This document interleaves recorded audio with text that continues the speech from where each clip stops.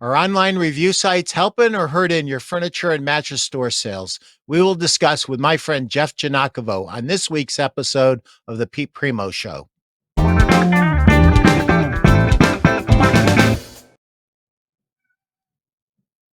Jeff, good morning. How are you? Good, Pete. Thanks for having me on this inaugural episode of the Pete Primeau Show. Happy to be here. Well, I'm glad you're here too. And I'm trying to recreate me and you watching the Beden conference with Mike Magnuson's presentation. He brought a lot of good things to light, and I kind of want to show everybody kind of what we were seeing. And Billy, could you bring up S1 for us? So here you see the market share for the online market share. And for some of our retail friends that didn't know, it was already between 22 and 25%. There it is. And yeah, some scary numbers. Numbers that Mike had presented, I don't know, 3-4 years in a row. And our industry kind of seemed to be asleep at the wheel on it. And now it's come to a head as far as I'm concerned. And, Pete, it's great that you're bringing this forward in your media. I've been doing it in mine. And, it's the reason this is the inaugural show, I think, right? Because it's very important for Main Street retailers who sell mattresses to be paying attention and understand the headwinds that are coming at us. And they are significant. Could you guys bring up slide 2 for us? This kind of hit me over the head, Jeff, when I saw this, and I saw, how much they're coming into retail now.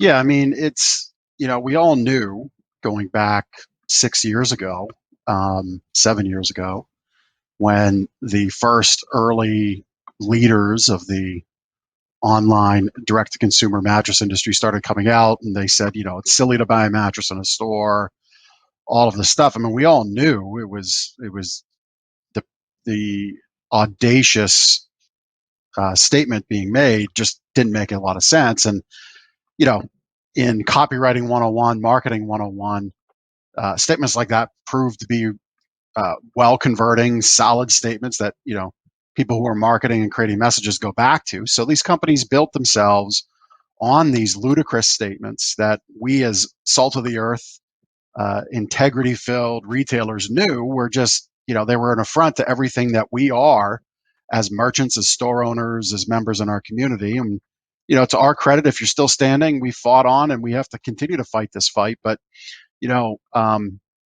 Pete, we both saw something, and I guess we're going to talk about it a little later in the show, but we both saw things that we didn't like that have really accelerated this problem.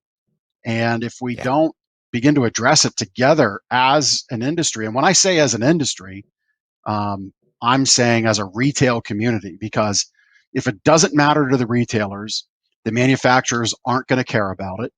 If the retailers aren't making a stink about it with their suppliers, ISPA's not going to care about it. ISPA hasn't cared about it. And that's a damn shame, because there are legal governing body and connection to the government and trade commissions, which, again, we're going to dig into some things later that are a direct affront to legalities of how things are marketed and advertised and promoted. But, these guys getting into brick and mortar, these guys all coming around to multiple options, it's all things we knew all along that needed to be part of a successful mattress retailing playbook. But they had to wedge in, right? They had to create this one beachhead, and they did it saying that, your customers, Pete, and people like me are terrible. And, some of that was earned.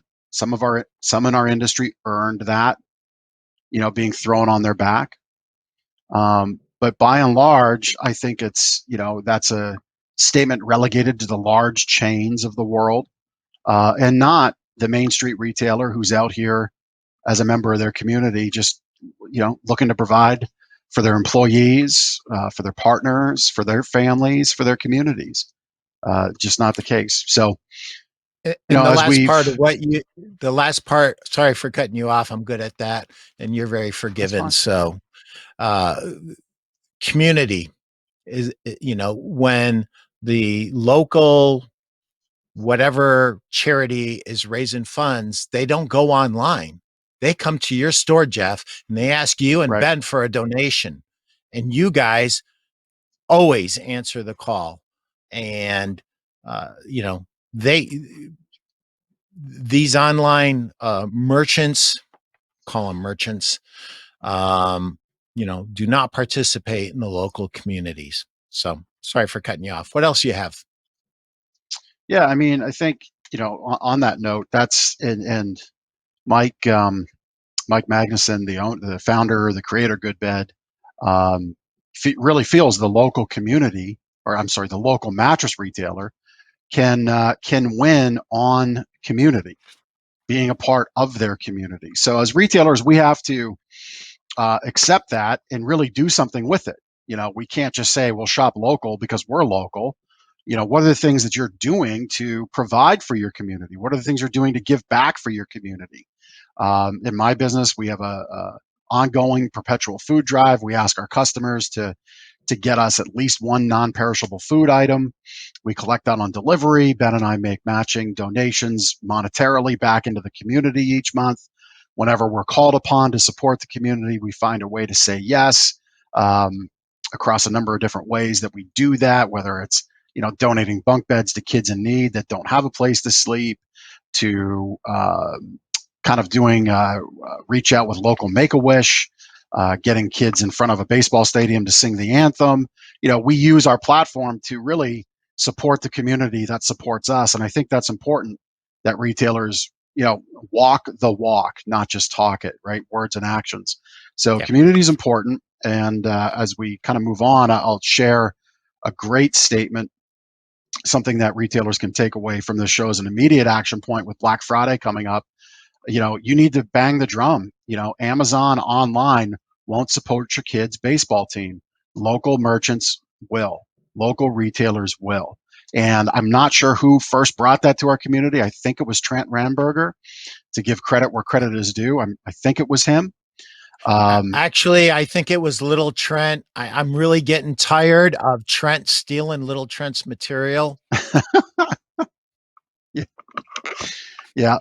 Well, I think Big Trent has a hand in what Little Trent has to say, literally. But either way, credit where it's due there. So, action point number one from this show is, look, you got Black Friday coming up, big holiday for our industry. It's turned into a big holiday.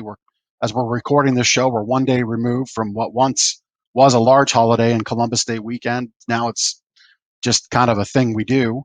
But Black Friday coming up, I mean, a big beachhead to take control of is letting people know you support the community, you're here to be in the community, and the big online guys aren't going to do that. And that's important. And I think a lot of people connect with that. Thanks, Jeff. My very first gut punch in Michael's presentation was video clip number one. If you guys could pull that up and play that, I think Michael does a great job with this. So I'm just going to let it play for a couple minutes and then we'll jump in. In terms of the reason for that, I think it's really important to share a little context here.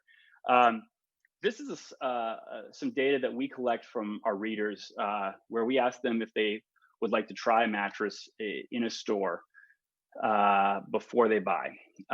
And we've been tracking this since, as you can tell, the third quarter of 2015. So just about a year after Casper launched.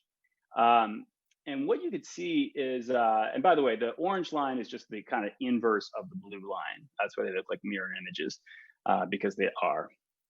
But the orange line is basically people who say that they are willing to buy without trying in a store first. And what you can see is that it rises sharply in the early days when Casper was relatively new on the scene still. And in fact, if we had started tracking this previously, prior to going back to before Casper's launch, it would have probably started close to zero. I mean, certainly in the single digits. So this was a very sharp rise as the D2C kind of revolution took hold. But it really started to plateau around the beginning of 2018. We just saw that there was a hard point of resistance at about 43%. And that started, they hit that number in about early 2018, and it really did not budge. And so what you started to see was during the 2016, 17, and 18 timeframe, there had been a lot of new brands coming into the market. And it was around the time that we hit this point of resistance that we finally started to see attrition in those brands. There was just no way without growth in terms of the addressable customer base for new entrants to be to flood in with any success. But the other thing you started to see is that these bigger brands started to realize right around the same time frame, they started to realize that they were reaching this kind of point of resistance, and that if they were going to maintain their big growth rate that they had promised investors and become accustomed to, they were going to have to find a way to cater to those remaining 57% of the people who do really want to try it before they buy it. So that's really when they started laying the groundwork for their brick and mortar plans, which came to fruition, which started to come to fruition mostly during 2019. So that was a scary number, that 71% on April 20th. Can you hear me? Yeah, I can hear you. 71% on April 20th. That was the spike. Oh, right. Well, yeah, when obviously in the middle of COVID, right? Which I think throws everything out the window. COVID is a reset moment in our industry. And it was equal to all. So whether you're the smallest of the small or the biggest of the big, everybody had to address it in the same fashion, which I think was a blessing as much as it could be, right? It sounds kind of silly to say that, but it was a reality that everybody had to address it differently. So yeah, sure, the online guys, were, I guess, set up for that. But I don't think that ultimately, totally puts our industry on its head, right? Because we saw the numbers leading up to that. There was a point where people just said, you know what, I need to try this. I need to have the experience for myself. Now it's on us as retailers to deliver that experience, and we'll talk more about that, I'm sure. But what I see happening with the online companies now that we're 5-6 years in, you are definitely seeing people who are 2, 3, 4 years in on their mattress. They're disappointed. It's no longer working for them, and they're moving on. And sometimes they move on to a different online brand. But what I think's happening with the online mattress industry is kind of what people, they have the same feelings about the futon, right? They had a terrible futon in college. It served its purpose in college because they needed extra seating, extra sleeping for the parties. They bought the cheapest thing that they could because they didn't have any money in college, and it served its purpose. But try to get somebody to buy a futon now without doing some work to open their eyes to the current possibilities. They're going to swear that futon off. And I think the same thing is happening now I'm seeing it in my stores, where you've got people coming in, they've tried that mattress out, they've tried the online thing, maybe they've tried it twice, or more times because they've done a quick turn on a trial. So they've had 1 or 2 they've kept beyond the trial, 6 months to a year or more, and they've just kind of had their fill, right? They're done with it. But what they know they don't want to go back to is that terrible experience that led them down the online road in the first place. So it again goes back to the experience, right? It again goes back to how we connect and showcase we're not the people that, look, if the online industry is what, 23, 24%, whatever that number was on the first slide, that's a few $billion. And if we amateurize, these guys are spending 20% there's $600 million being put into, there's the slide, right? So just above 20 some percent.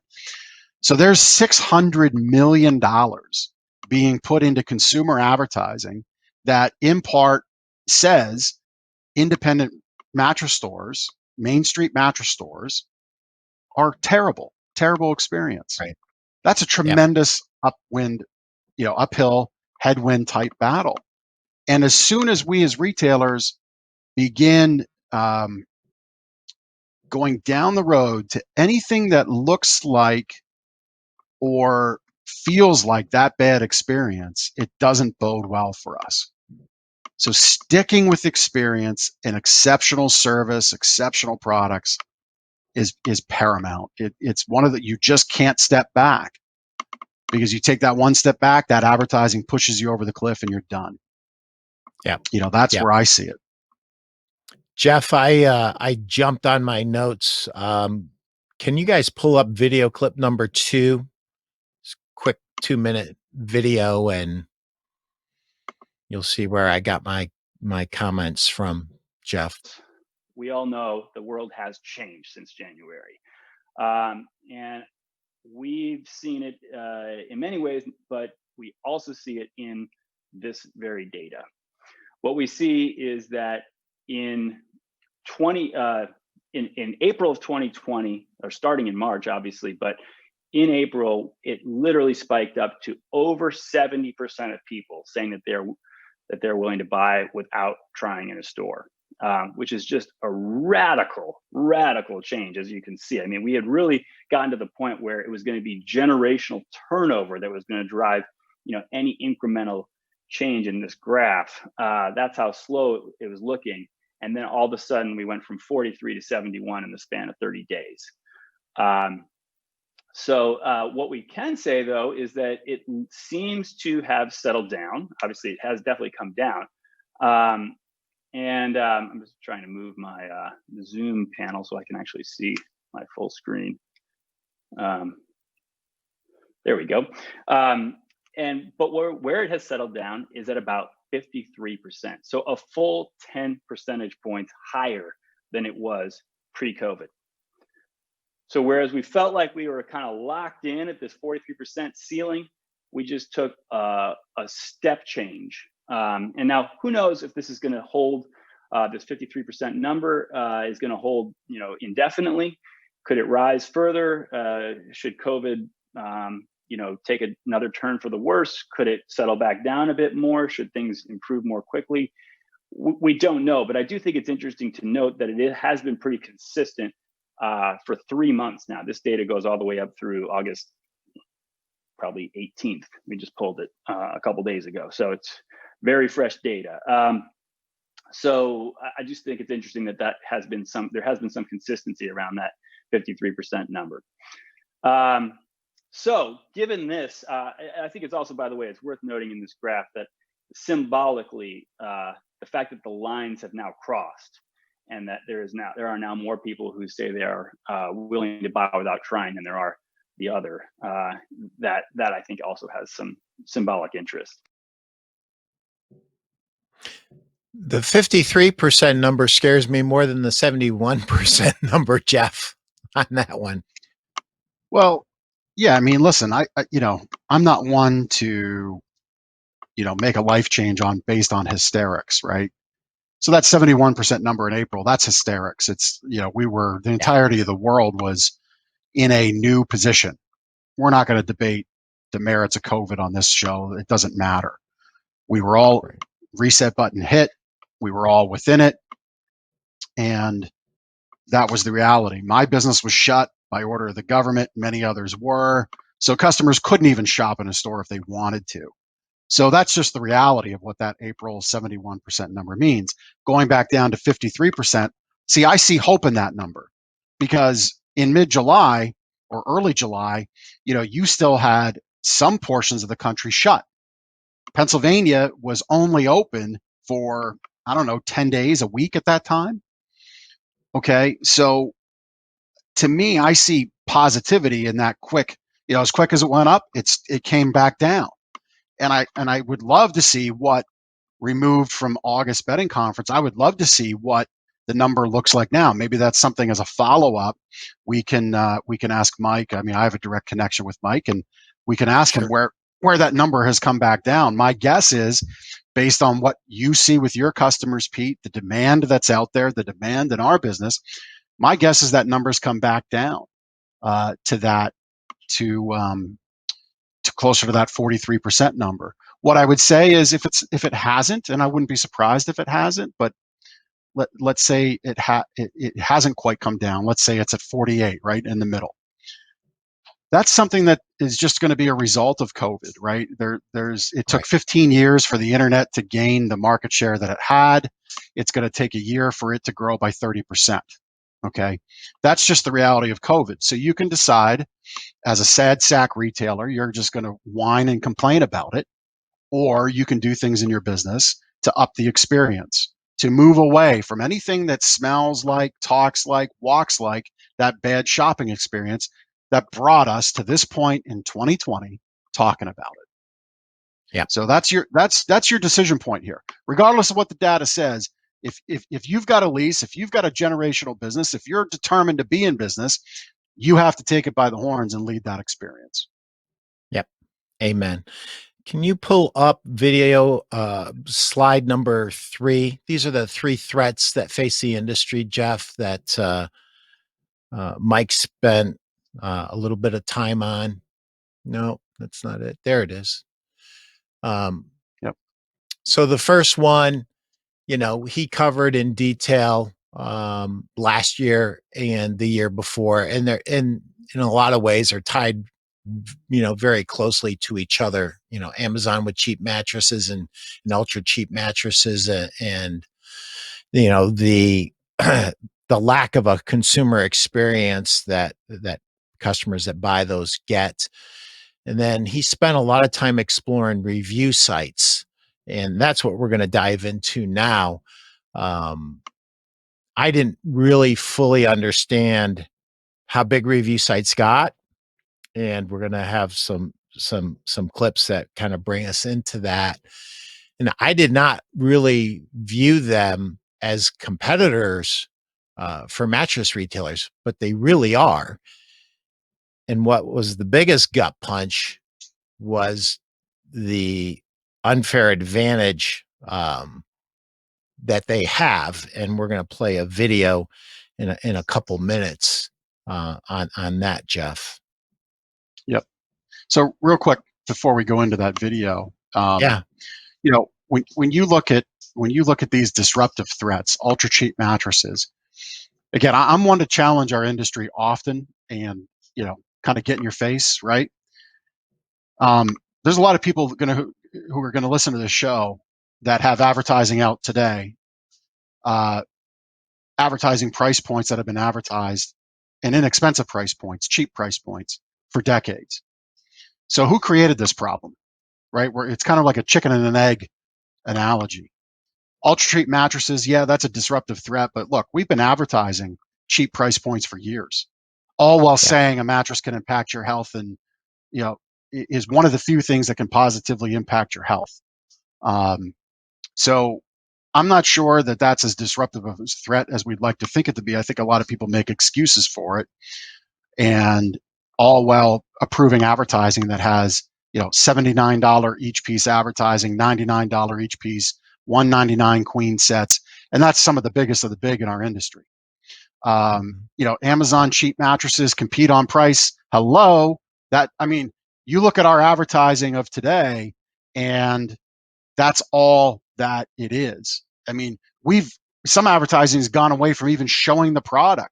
It just shows, the name of the brand, the comfort, and the price. There's no more salesmanship in print. There's no more experience in print.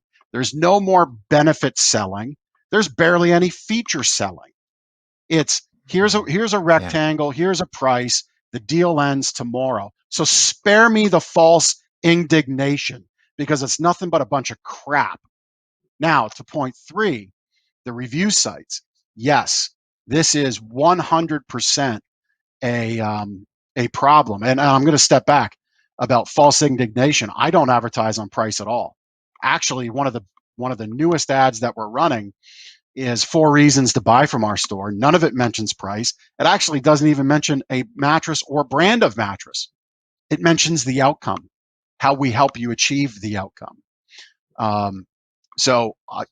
When I said earlier on in the show, walk the walk, yeah, we're doing it. I don't just talk it. I don't just point fingers. Everything I do is led by actions in my own business. But these review sites, getting back there, that is definitely a real problem. And I'm one that simply wants to compete on a level playing field, and we don't have that right now. Pete, I was really shocked. You saw my chats in the betting conference virtual web chat room. You and I were texting simultaneous to that. Yeah, I mean, it was a gut punch. It's a great way to explain it. Yeah. It's pretty shocking what's going on there. Well, in video clip number 3, you guys can bring that up. Here's a gut punch, and this is when I started to really freak out. What makes review sites a competitive threat to retailers? Well, again, as I said, consumers can no longer avoid them. They're everywhere.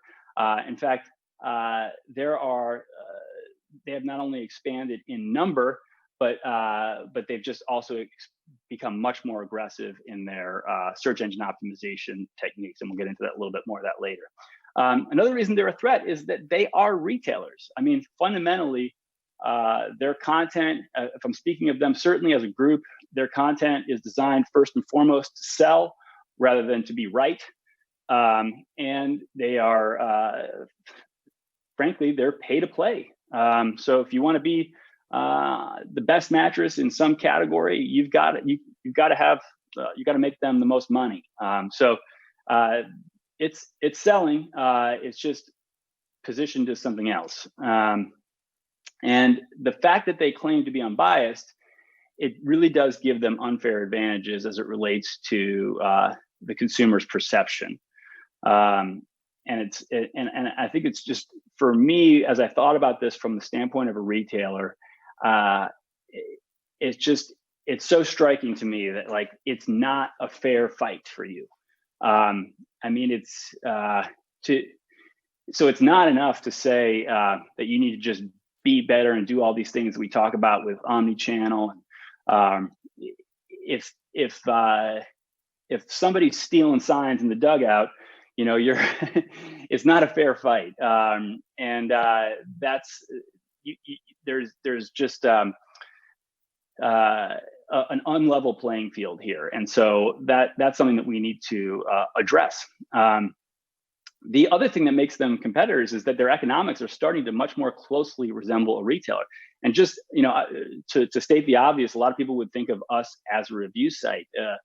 And what I mean by this last bullet point is that their economics are starting to look a lot more like a retailer's economics than they do our economics.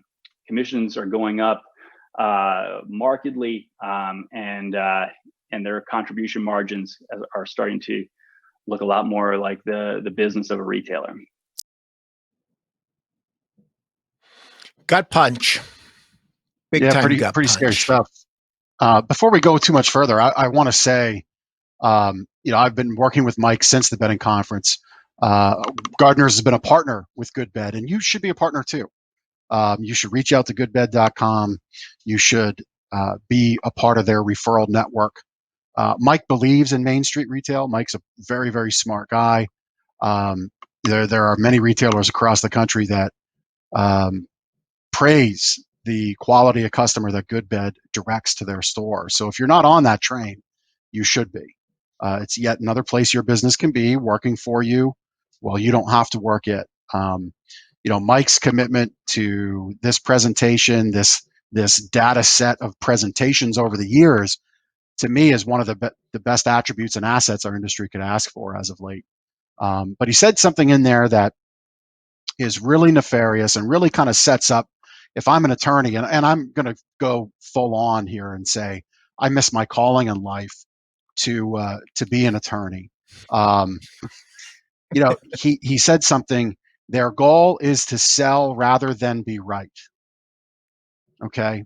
Mm-hmm. And boy, if that doesn't sum up in one sentence the entirety of the experience, that all of that $600 million of advertising I kind of walked us through the equation on a minute ago, if that doesn't sum up the experience that our consumers are being told they're going to have in our stores, I don't know what else does, right? Because the online guys, they say, they're just out to make a commission. They're just out to sell you the highest price thing.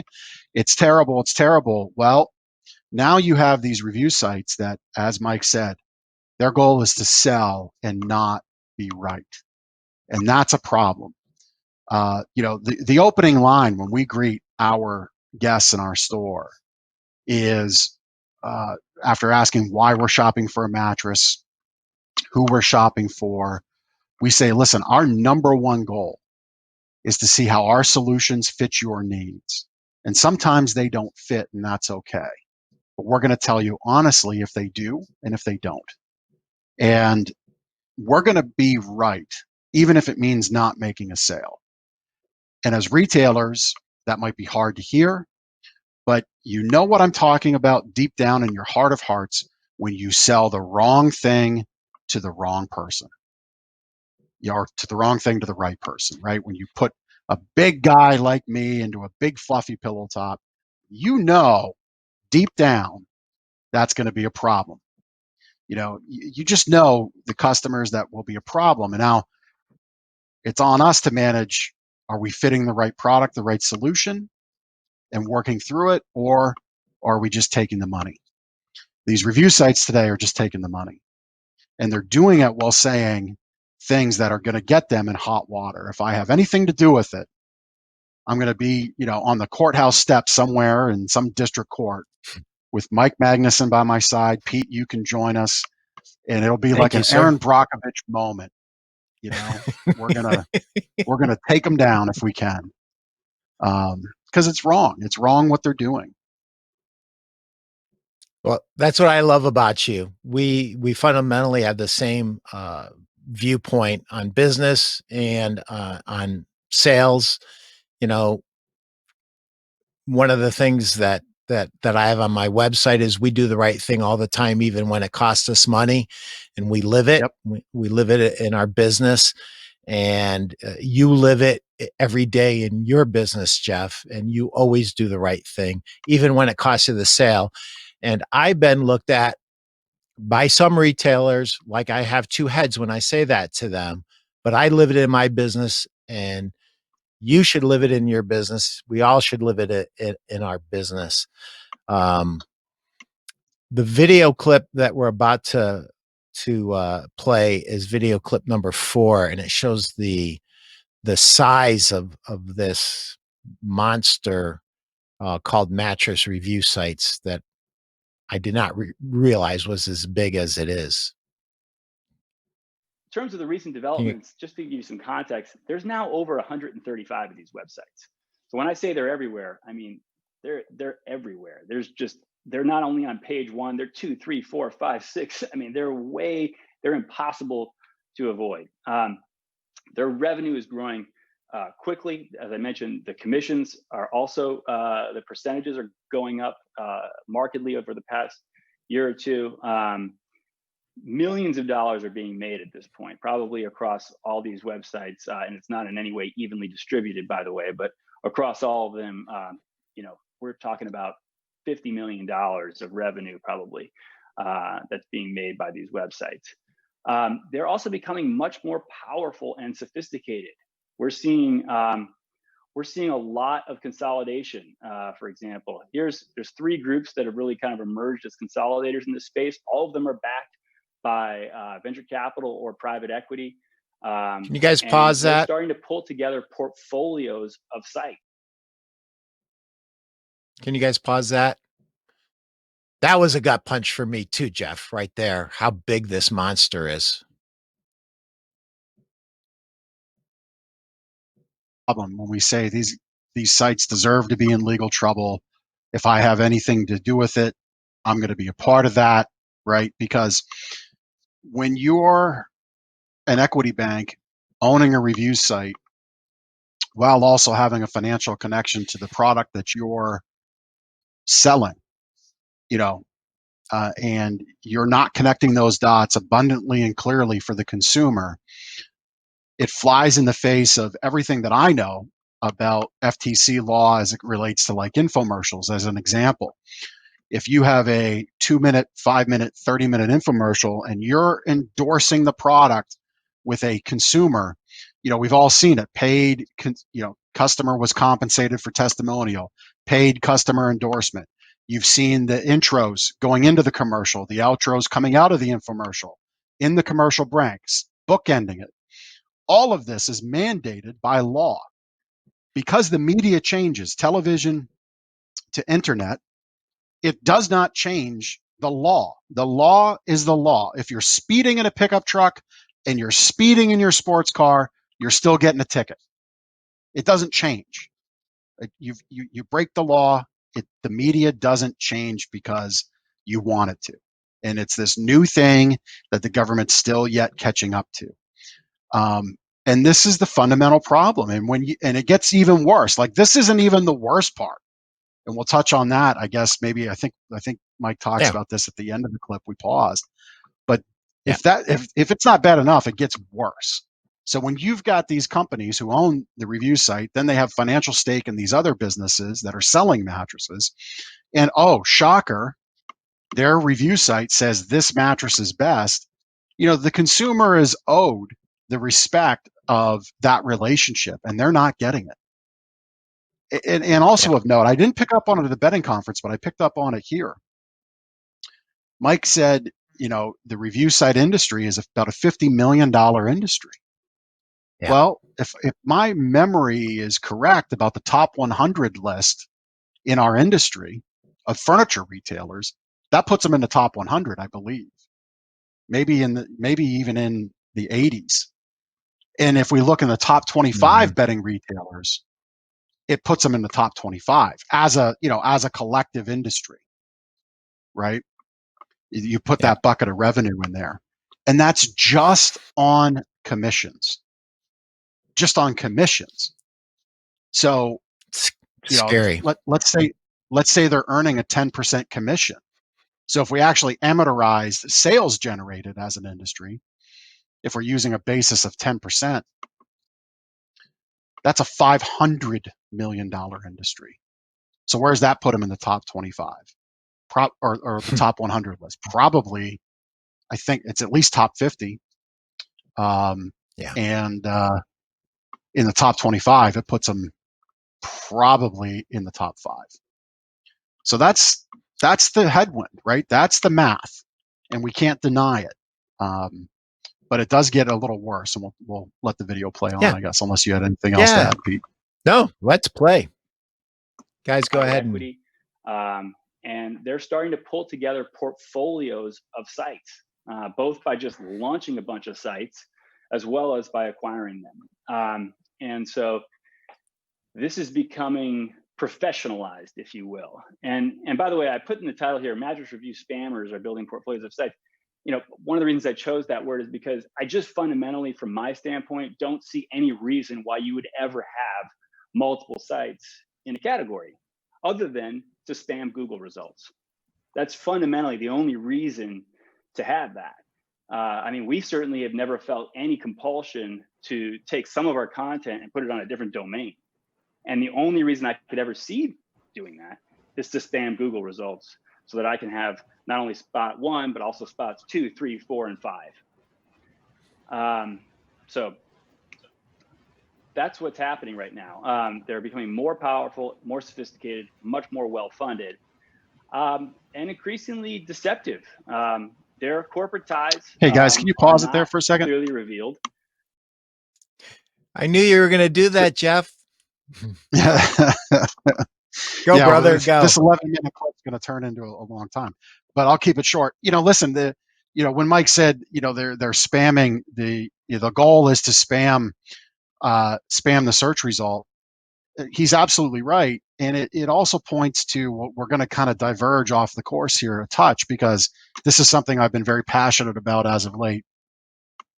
You know, a lot of the people we as retailers in our industry go to for advice and input they'll say, just get online. You have to get online. You need a shopping cart. You have to advertise on Google. You have to advertise on Facebook. Just get online. Be omnichannel. And I probably gave lip service to their statements about 50% longer than normal. The people peddling in this advice really have no understanding of what it takes to be successful online. And then they really don't understand what Mike just shared. And that's when you have large equity banks, gaming the system to take the top spots on page 1. And that's where the battle is. Folks, you could offer anything you want on page 2 and beyond, and the consumer, by and large, isn't even going to see it. So it's all about page 1. And when you're up against these equity banks with a limitless, bottomless checkbook, willing to slice and dice their content into 2 and 3, 4 search results to take 20, 30, 40% of page 1, it's a battle we are hard pressed to win. I'm not saying it's not possible. You just have to juke and jive, bob and weave in a different way. And really the answer there is having an AdWords expert in your corner, helping you, because that's the only way you're able to win, unless you as the retailer spend an immense amount of time honing your skill in AdWords. But when these guys are taking 2 to 3 to 4 of the spots on page 1, it's nearly impossible to compete. And then, I'm not going to take the thunder of the clip, but we'll pick back up on what the real problem here is in a minute. So we can roll the clip again, I guess, unless you had something else, Pete. No, we're good. Well, let's roll. Deceptive. Their corporate ties are not clearly revealed. As I mentioned last year, there are over 20 sites that have corporate ties to mattress brands. And in most cases, these ties are not readily apparent to an average consumer. Another thing is they are representing themselves. This is just sort of emblematic of the kind of deception that they use. Just an example, but representing themselves as charities and nonprofits as a way to garner trust from the consumer. So we talked about how just claiming to be unbiased is one way that they garner trust unfairly vis-a-vis you, a retailer. But they take it further than that. They pretend to be nonprofits. I mean, there are thousands of websites out there that have links. I don't mean to single out Tuck, but they just happen to have, their actions happen to be fantastic examples of the kinds of things that these websites are doing. There are thousands of websites that out there that claim that Tuck Sleep Foundation is a nonprofit. So they went out at some point to these websites and told them that they were a nonprofit. Those websites, many of whom were nonprofits themselves, linked back to them. That gave them a ton of SEO benefit. These are sites that Google would look at as very authoritative because here's an organization focused on childcare services. Here's this one here is a resource for elderly Jewish people in Washington, D.C. that we're told that this is a nonprofit. These are not organizations that would likely link to a for-profit mattress review website, but maybe linking to a nonprofit focused on sleep. That seems like something they might be open to. So that's what they were told, apparently. This is a .edu domain that's known as SEO Gold. Here's a .gov, again, considered very authoritative, all of which were gained in this way. Another thing they're doing is, there's what we call black hat SEO tactics. Now, many of you guys have heard of this organization called National Sleep Foundation. What you may not know that's happened in the last 6 months or so, maybe 9 months, is that the National Sleep Foundation websites, sleepfoundation.org and sleep.org, have been acquired and are now run by Tuck. They're now mattress review websites. This all happened kind of very silently under the radar. In fact, if you go to sleepfoundation.org's homepage right now, you'll have no sense of that this change took place. In that there's no mattress reviews mentioned on the homepage that might raise attention to this or raise an eyebrow from the likes of people, researchers and academians and other folks who have kind of become used to going to this website and treating it as a real authoritative resource. So those websites are now mattress review websites. And it has been a raging success in the sense of tricking Google. Google basically has looked at these websites, which are 25 to 30-year-old websites with tons of backlinks coming from medical researchers and universities and all kinds of hugely authoritative websites, all of whom believed at the time and were right in believing that they were linking to a nonprofit organization. And as a result, that incredible backlink authority was very powerful, and it was seen as a very authoritative website. So when they decided to add content like best mattress of 2020 and best mattress for, side sleepers or whatever, they Google thought, wow, this must be the most definitive article there is on this topic, and they started ranking them very highly or very quickly. So again, that's a very aggressive black hat SEO technique in my mind. I mean, I guess that's my opinion that it's black hat. There's no rule book per se, but certainly it would appear to me that those links were bought, and buying links is the #1 verboten rule according to Google. So the other thing that's worth noting, by the way, here is I've been surprised to see how the National Sleep Foundation continues to be kind of complicit in all this. The trademarks of the National Sleep Foundation apparently are authorized for ongoing use by sleepfoundation.org, by the Tuck team.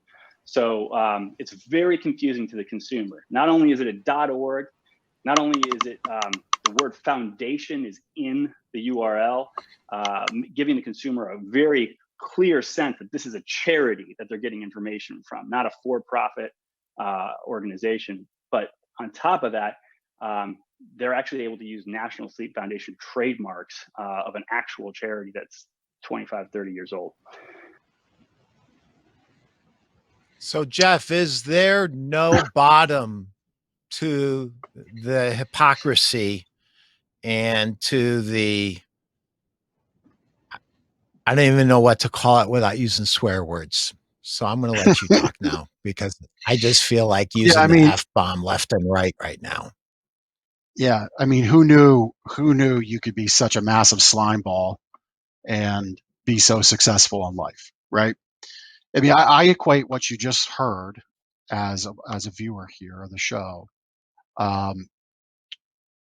If you were a lying, cheating, criminal scumbag in your community, and your newspaper still took your ads and ran them with all the promises you've never kept, all the claims that have never been made, all the prices that were never honored, and they kept doing it, at some point your community would call you out to the local newspaper, and the newspaper would stop running your ads.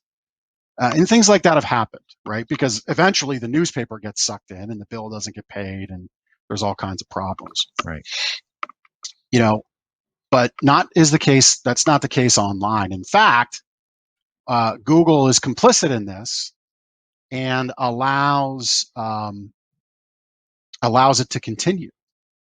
And it's really sad that it is allowed to continue, but B, it continues, and they get their clicks at a discounted rate because they're tied to these .edu, these .org, these backlinked blog posts. So they get to buy their advertising at a 50% discount.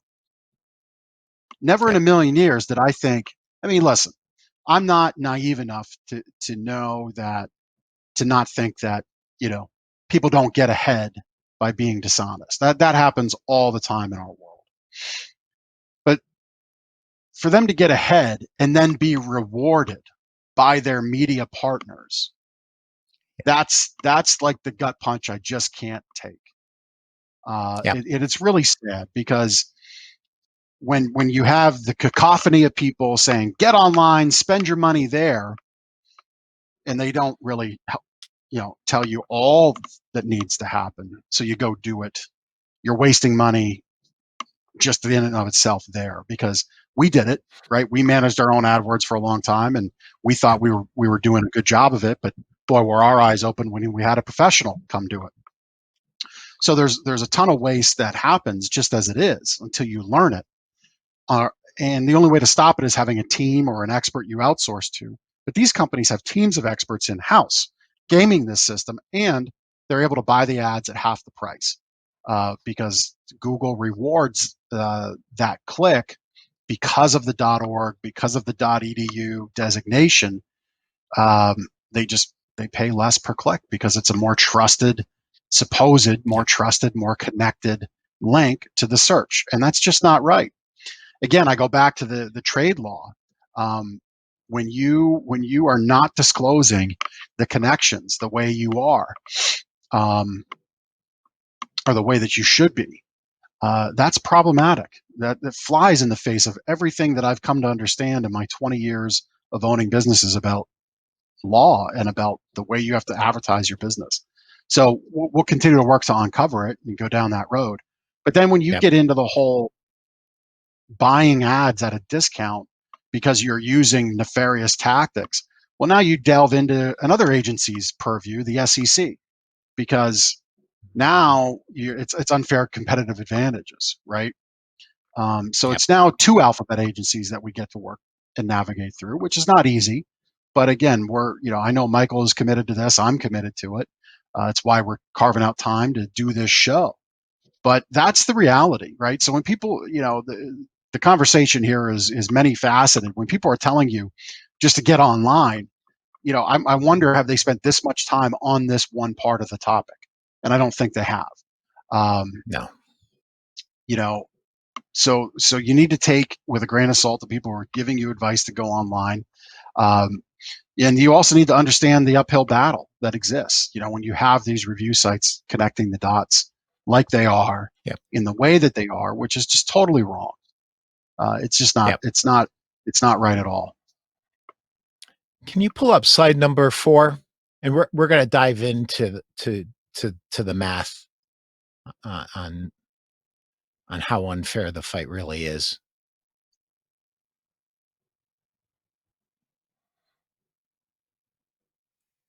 There we go. So this is exactly what you were alluding to before in detail. Yep. Yeah. So I mean, they're able to.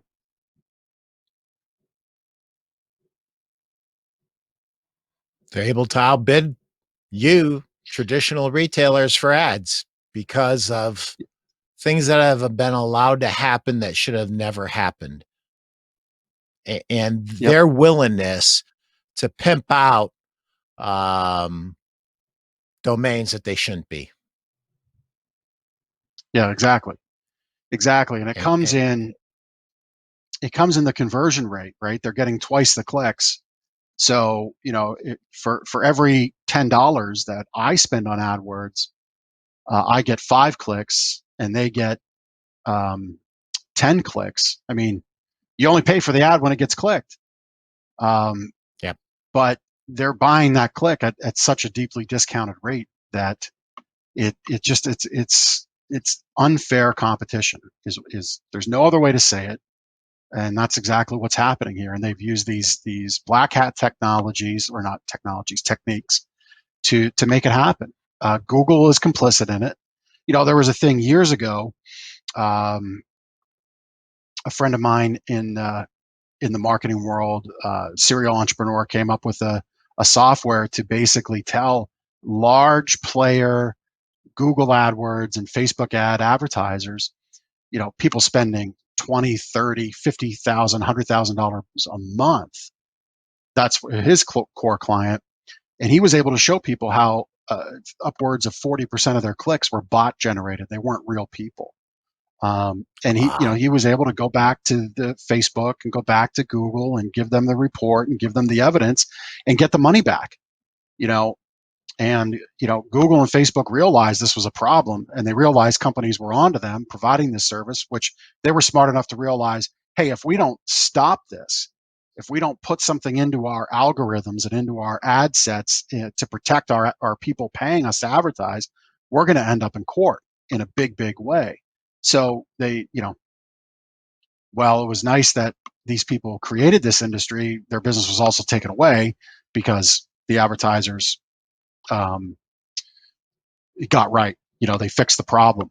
But this one doesn't seem to be having a fix to it, even when it's right in front of their face. They know they're being gamed, and that's a problem. And if they don't know, it's a problem. It's kind of like the scene from Casino, where De Niro's character is dressing down the father-in-law, or not the father-in-law, but the uncle of the cousin that got fired. And he says, look, if this buffoon knew the fix was in, it's a problem. And if he didn't know the fix was in, it's a problem. Either Yeah, way, either he's way. got to go. And that's where we're at. Like, if Google's not going to recognize this is a problem, it doesn't change the fact that it's a problem. Right. So it just needs to be addressed. Right. Can you guys pull up slide 5? That's really an extension of slide 4.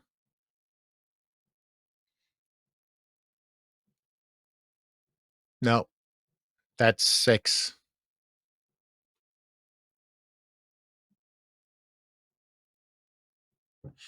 So basically, they're able to outbid us for ads. And as a retailer, you can't offer a great experience to a customer that never comes into your store. You can be the best, Jeff, and you are, but they don't make it to your store. There's no opportunity there. And that's the problem with all of these tactics that are being employed, and is getting the customer into the store, unless the retailer goes about it in a different way. And I want you to talk about that a little bit.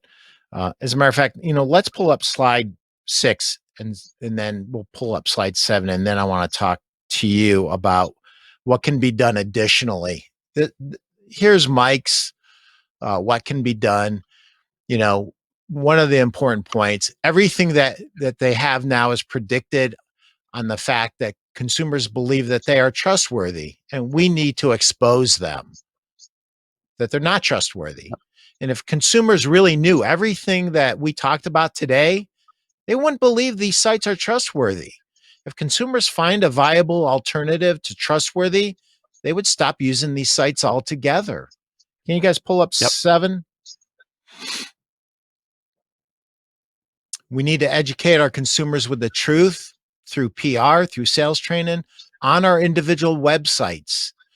And Jeff, I know you spent a lot of time educating, your brother retailers on, how to execute websites better and how to execute, customer experiences better.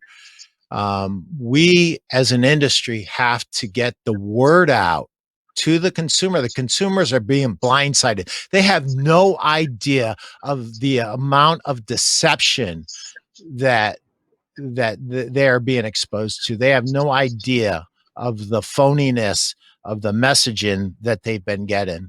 And uh, versus retailers who really focus on providing a great experience for their customers like you do. What do you want to add? Well, I think the thing to kind of work through, again, a takeaway point of listening to the show, it's imperative that you and your staff are engaging the customer and asking them, where else have you shopped? What have you researched? What sites have you visited? So we get an understanding of where their mind is at. And when we hear, I've looked at a lot of review sites. I say, all right, time out. I want to propose to you one thing here. When you look at a site like Consumer Reports, which is the supposed gold standard of unbiased consumer reporting, When you look at the fact that in the last 3 to 4 years, their rankings have entirely flip-flopped from the legacy brands, the brands you know, Mrs. Customer, the Simmons of the world, the Sealeys of the world, used to be at the top. Now they're at the bottom, and it's just in 3 or 4 years' time. And their testing methodology hasn't changed. The things they look for in a quality mattress haven't changed. None of that's changed. But why is it that a mattress that they rated as tremendous to make you happy for 10 years, the full length of the warranty just 3 years ago, why is that now at the bottom and these online companies are at the top? And the answer is found when you read the fine print in their magazine and on their website that says they are compensated. Well, for Consumer Reports, they've gone down the road of connecting to the car dealer websites, the electronics websites, the appliance websites. They've navigated all commissionable opportunities. Mattresses is the one that came along as of recent. Connecting to the review sites is the one that came along as of recent. Connecting directly to the retailers is the one that came along as of recent. And you need to look no further. Consumer Reports is is a true nonprofit entity. As such, their tax returns are online. I've done the research. I've challenged some in our industry to do the research, to put it on their stage in their media. That's yet to be done. But when you look at the tax returns, you see something very interesting. In the time in which mattresses have flip-flopped, their commissions have grown exponentially. In that category of commissionable sales. And electronics, appliances, cars, a lot of that's gone online years ago. But the thing that's new is the online mattress sale. So it's not hard to connect the dots to show people that Consumer Reports, even the gold standard, has fallen. So if they can't be trusted, how can any of these other 130 plus websites be trusted? And unless you start really digging in and looking at the fine print, you'd never know. And I say to the customers, listen, Mrs. Customer, I've got a choice. 7 days a week, and I point to my door and I say, I've got a choice. I can make people happy when they walk in here, or I can make them upset. And you get to look me in the face and make that decision. And everything about our experience here is about making you happy, helping you find the right fit for your needs. So if you're ready to dig in, let's do that. And that's what we're doing. And it's not easy. It's not a conversation that's easily handled by most RSAs, but it's one you need to commit to, and it's one you need to continue to train on and understand, or you're just going to keep losing sales unfairly to other outlets, other avenues. Jeff, if there are retailers out there that want to learn more about how they can be more successful, can you talk just a minute or two about your alliance and how they can get in touch with you with Sure. your alliance? Yeah, I mean, first and foremost, I'm passionate about this industry. I want to see, the Main Street retail succeed. It's something that was a part of my upbringing as a child. My one grandfather was an entrepreneur for years and years. My other grandfather became an entrepreneur later in his life with his cabinetry skills after working for somebody for years. My father, my uncles, we're an entrepreneurial family. I believe in that as part of our society. I believe it's important. So for me, that's why I'm very passionate about this topic. I'm passionate about helping other, fellow retailers succeed in our industry. For 7 years, I've been a voice to help Main Street independent retailers succeed. Recently formed the National Alliance of Sleep Better Specialists. The whole goal here is to curate about 100 to 150 really great retailers that are going to be able to deliver the experience that we've talked about today.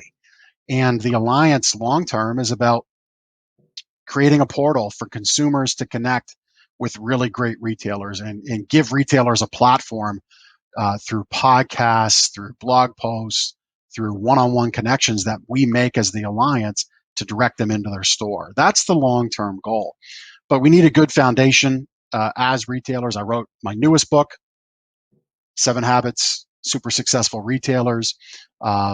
you can get that, and this provides you the foundation for that mindset, that experience needed in your store to be somebody that my alliance would welcome, that the alliance would recommend, and that's the place to start. So the link to get that would be naosbs.com /book, and you can get the book there. Awesome. The only way to combat bad information is to put out good information. And that's something that you've been doing for many years. And we as an industry, thank you very much for that, Jeff. On another note, it's like book. Can you guys see this? Show off the books. We're showing off our books. Sell a Million is 101 techniques, strategies, tactics, how to get more business in your store and how to do it more profitably. You can get it on Amazon. Jeff, many of our conversations led to this book. I had a lot of help along the way, but you were the biggest influence in this book. So many of our conversations and things that we had talked about over a period of time are in here, and I've been surprised at how well this has weathered the last few years. It's actually more relevant today than it was when I first wrote it. So guys, pick up. It's $14.99 on Amazon. You know, what can you get for $14.99? You can't even buy lunch for $14.99 for you and a colleague. So grab this, grab Jeff's book, join Jeff's Alliance, and start putting out information to help that retail consumer get better information and help your stores do more business with more well-educated consumers who really are onto these spammy review sites and understand just what has happened to them in the last few years. Jeff, thanks for being with me, man. I appreciate it. Yeah. Thanks for having me. Another great conversation with Pete Primeau. Happy you got the Pete Primeau Show running here. Very cool format. So I hope people grab onto it. Information is great, but the experience is what's going to win. So, when you have the right information, it's easy to build the experience.